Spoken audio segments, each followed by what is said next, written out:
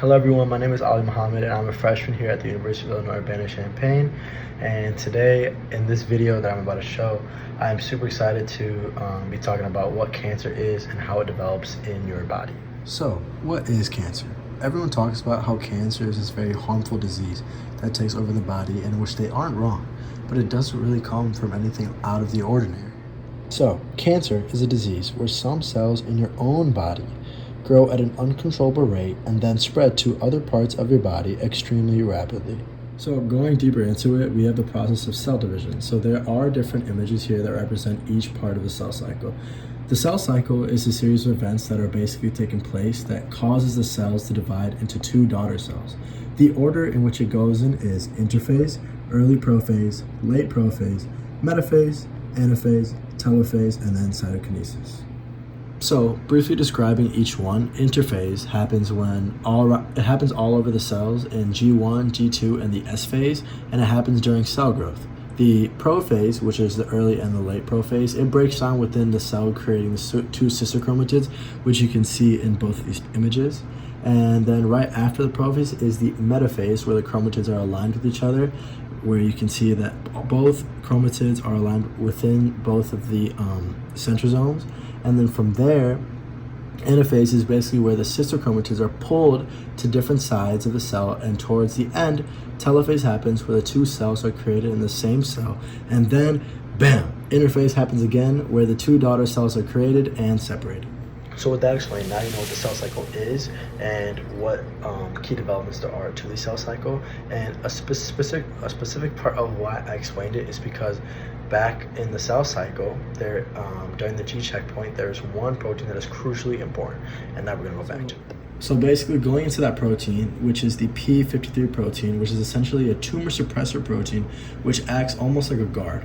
It basically makes sure that only fully developed cells can go through the next stages throughout the cell cycle. So if that P53 protein is damaged, then other cells that are not formed properly have a higher chance of going into the S stage, which is mitosis. Now these cells are called HeLa cells, which are cells that are not fully developed, and if they were to go in, they can help cancer cells get through and around the body.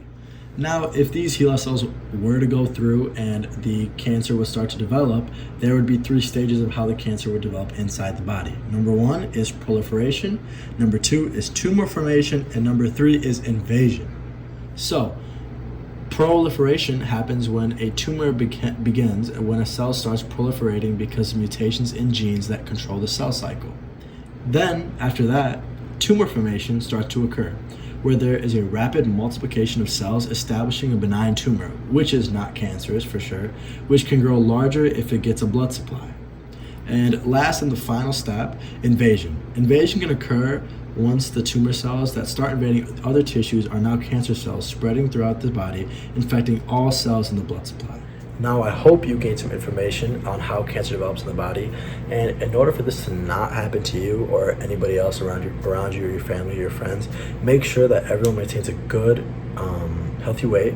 Exercising regularly is very important and very crucial.